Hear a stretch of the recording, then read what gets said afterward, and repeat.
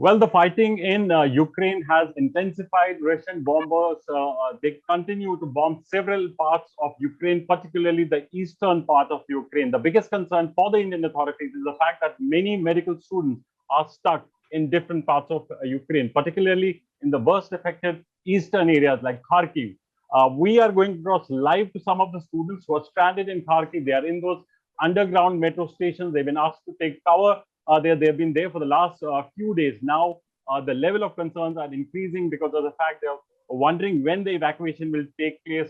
The Indian government issuing a fresh advisory today, asking all those who are stuck up not to move out without consulting the Indian embassies. But for the students who are there in these underground metro stations, they are wondering how they are going to reach out from the eastern part of Ukraine to the other side, to the western side of Ukraine, where the Indian government says they're trying to evacuate. I'm joined by some of the students. Amrit Pal Singh from the Kharkiv, from Kharkiv, he's stuck up in one of the underground metro stations. Amrit Pal, first tell us what's happening. Since how long you've been stuck in that underground metro station? Sir, from past 2 days, sir, we are stuck in this metro station, and like our groceries are like we are exhausted from the groceries.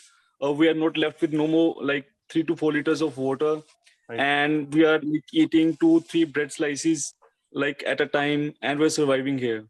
And it's too cold here. What is the situation there like? Have you been able to go out of the metro station and buy more grocery, or what is the situation like? Sir, it's very difficult to go out from the metro station because, like, if at on own risk, if we go out from the metro station, like there are sirens, there are like there is a shelling, and so we have to come back to a metro station, respective metro station. Like for let's talk about the yesterday. I went out from the metro station and like stood in a line to buy few breads, and like I stood there like for 3 hours, and after that, suddenly shelling started. I went back empty-handed, sir. Also joined by Shivang Sharma. He's stuck up in the Botanical Garden Metro in Kharkiv. Shivang, you've been there for how many days now? The same condition from past 2 days we are here. Similar condition as said by Amit Pal Singh. Sir, we don't know for how long we have to stay there. It's a request through you to the Indian government that please help us to evacuate the Indians who are there in Kharkiv. We are like 5,000 students are stuck in Kharkiv. 5,000. Right. In the total of maybe 8,000 students are present in Ukraine, 5,000 are from Kharkiv. So Right. major chunk of the students are there in Kharkiv, and they are saying that they are evacuating. That's very good sign for them because student parents are saying for all. So it's our only request that please evacuate fast from Kharkiv. It's our only simple request to the government because we don't know how long we have to stay there, how long this war will go on. So similar with food supplies, for how much time we have to go outside, we don't know. Suddenly, I know we don't know, sir. So it's a request to the government that please take it seriously. If they are taking it seriously, then focus more on this thing, sir. Right. Obviously, it's quite concerning, Shivang. We are hoping that even the Indian government will reach out to you very soon. Also, joining me from the Muzai metro station is Musana, another medical student. Musana, you tell me what is the situation out there? What is the status as far as the groceries and all the essentials which you've managed to stock up? What is the status of that? No, sir. Actually, the condition is quite miserable here. We are stuck in a quite a small place. We 4 or 5 people are stuck in a bunker, inside a building, and we are completely exhausted with all the food and water, and we are not able to go outside actually because there is a continuous bombarding and shelling all over the city since 2 days. And we are students has started panicking from today onward because we earlier 2 days we were like holding on, but from today onward everyone is exhausted. They don't have food, water, and they have started panicking, and we are very worried because there is no like support from any of the embassy for the eastern part of the border, in the students who are in the eastern part of the border. All the students who are in the western border, they are being evacuated, but we are like 1500 kilometers away from the western border, and we don't have any mode of transportation, and there is a military rule here. Martial law is there, so we cannot go outside by our own, or we can arrange our own vehicles. So I request, I urge government to take any step and provide us any mode of transportation so that we can go to the border and can be evacuated. We are totally stuck here, and this part of the city, like we are just beside the Russian border, 20 kilometers away from the borders, and we have no source of like, and we are like, right now I'm inside a bunker, but we don't know how long we will be here, because anytime electricity can power can cut off, and we won't have any internet connection, and we won't be able to reach to you or any other government officials. So I urge everyone to do whatever. Muthanna, I can understand the kind of situation you are in. Amritpal, if I can come back to you again, if you can show me around what is the situation. I can see some of the students huddled together.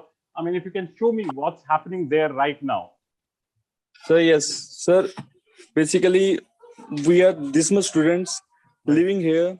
Like we have all our luggages, some of the water, like this 5 liter of water we all have, and just we are stuck here in this dark place, and we don't know for how long we have to be here. And sir, the major point of concern here is like they're not talking about the eastern borders that they will evacuate. The government officials are saying that they are evacuating students from the western borders. Sir, we are in Kharkiv. We are on the extreme eastern border, and it is approximately around 1500 kilometers from here to the west. And sir, during this active war zone, it's really very difficult, and not difficult, it's not even possible to go out to buy groceries. And how we will able to reach to the west to go out from this country, sir? So the major point of when was the last time you went out to buy those essentials? When was the last? So it was yesterday's morning. I just went out to buy some food, and suddenly shelling started. I just went back empty-handed, sir. So till how long the stocks are going to last? Sir, not more than 2-3 days, sir. I think so, like 2-3 days, if we'll eat very less. Right. Very less, like 1 or 2 times a day, 2 to 3 slices of bread. A single person. Has anyone from the Indian Embassy tried to contact you guys, or anyone from your university? I understand you all students of the Kharkiv University, the National Medical University. Has the university or someone from the Indian Embassy tried to get through to you? Sir, yesterday I sent them the mail. I got the mail address from the Indian Embassy. I sent them the mail that we are running out of food and water. They replied in at around 1 a.m. in the night.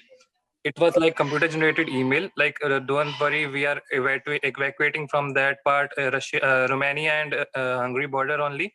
So don't worry, you take your own transport and go to that border. They are still not understanding that we can't go out, and plus after 2 hours they are issuing a statement like stay wherever we are, don't use your own transportation. They are giving us mixed signals till now to what we have to do. So till yesterday they told you to move out, and now there's the new advisory which says that you continue to stay put wherever you are. Yes, sir. The major point of concern is the embassy. Like when we are trying to reach the embassy, there are not favorable answers from the embassy. They are not trying to listen to us. We are saying where we have been stuck, and they are getting emails from us and replying like after 2-3 hours in this emergency situation. And the emails we are getting is like computer generated emails that don't worry, we are evacuating. We have emailed for food, that we are running out of food resources, and they have replied that don't worry, we'll evacuate you from the western side. They have started evacuation, and we don't know when they will reach to us, sir. Right. Well, all of you, please take care. What we can only hope is that the Indian Embassy and the Indian government is able to get through to you, and you manage to be evacuated from Kharkiv. As we mentioned, that it's on the far eastern side of Ukraine, which is bore the brunt of maximum attack from the Russian forces, that the students are stuck in those underground metro stations, about 5,000 of them in Kharkiv alone. And they are uncertain about when the evacuation will finally take place, because the evacuation right now is completely focused on the western part of Ukraine, to borders which are closer to Poland and Hungary. But as we mentioned, that on the eastern side, it's extremely difficult, extremely dangerous for these students to venture out and actually move towards the western border, because there's a huge distance to be covered. We only hope that the Indian government is finally able to evacuate, though the Ministry of External Affairs insisting that they have begun evacuation, and very soon, hopefully, most of the students who are stranded there will be evacuated. All of you, please take care. We hope that you will be evacuated soon. And thanks so much for joining us live on this special broadcast. We'll keep on providing you updates on with the welfare of the students there who are stuck in Ukraine. Meanwhile, thanks for watching.